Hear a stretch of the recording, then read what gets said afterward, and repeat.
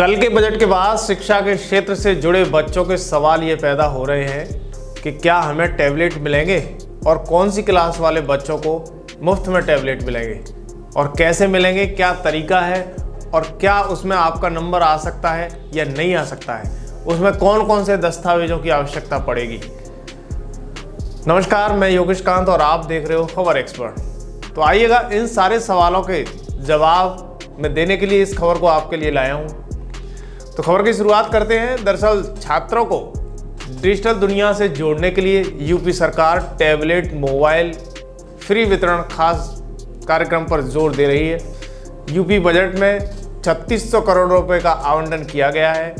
इसमें post graduate, diploma और technical ज्ञान लेने वाले छात्रों को मुफ्त में टैबलेट, स्मार्टफोन दिए जा रहे हैं। हालांकि सरकार का मानना है कि इस योजना की मदद से छात्रों को कोरोना काल में काफ़ी फायदा हुआ है और उन्होंने पढ़ाई भी की है।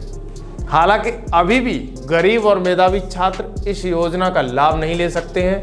तो आइए हम आपको बताते हैं कि किस किस तरीके से इस योजना के लिए आवेदन करें, साथ ही किन दस्तावेजों की आवश्यकता होगी।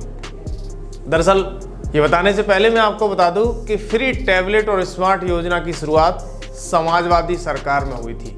इसके बाद योगी सरकार ने भी इस स्कीम को जारी रखा और यूपी चुनाव 2022 से पहले सीएम योगी आदित्यनाथ ने राज्य में करीब 2 करोड़ छात्रों को स्मार्टफोन और टैबलेट देने की शुरुआत की थी। योजना की पहली स्टेज 25 दिसंबर 2021 से प्रारंभ हुई। ये वितरण अटल बिहारी जी की जयंती के अवसर पर किया गया। दरअसल लखनऊ में स्थित अटल बिहारी स्टेडियम में अंतिम वर्ष के छात्रों को ये गैजेट्स बांटे गए। तो आइए अब मैं आपको बताता हूं कि कौन कौन कर सकता है आवेदन इस योजना के लिए। इस योजना का लाभ सिर्फ यूपी सरकार के छात्र छात्राओं को मिलेगा, यानी जो इस योजना का लाभ लेना चाहते हैं वो यूपी सरकार के छात्र छात्राओं को ही मिलेगा। वह यहाँ का स्थायी निवासी होना जरूरी है, यानी आवेदक की ग्रेजुएट, पोस्ट ग्रेजुएट, डिप्लोमा की पढ़ाई जारी रहनी चाहिए। आवेदक के परिवार की आय 2 लाख या इससे कम होनी चाहिए। आवेदक उत्तर प्रदेश के किसी सरकारी या प्राइवेट स्कूल में पढ़ाई कर रहा हो, यानी उसका पढ़ाई करना अनिवार्य है, किसी भी प्राइवेट में हो या सरकारी में हो, लेकिन हो उत्तर प्रदेश में। वहीं अब आप जान लें कि किन किन दस्तावेजों की आवश्यकता भी पड़ेगी आपको। दरअसल आवेदक के पास आधार कार्ड होना ज़रूरी है। इसके बाद बैंक अकाउंट की डिटेल होना ज़रूरी है। आवेदक का मोबाइल नंबर होना ज़रूरी है। आवेदक के पासपोर्ट साइज फ़ोटो हो। वहीं आवेदक का जन्म प्रमाण पत्र होना ज़रूरी है। आवेदक का आय प्रमाण पत्र भी ज़रूरी है। आवेदक की मार्कशीट ज़रूरी है। आवेदक का निवास प्रमाण पत्र ज़रूरी है। ये तमाम सारे डॉक्यूमेंट हैं जो एक आवेदक के लिए अत्यंत आवश्यक हैं।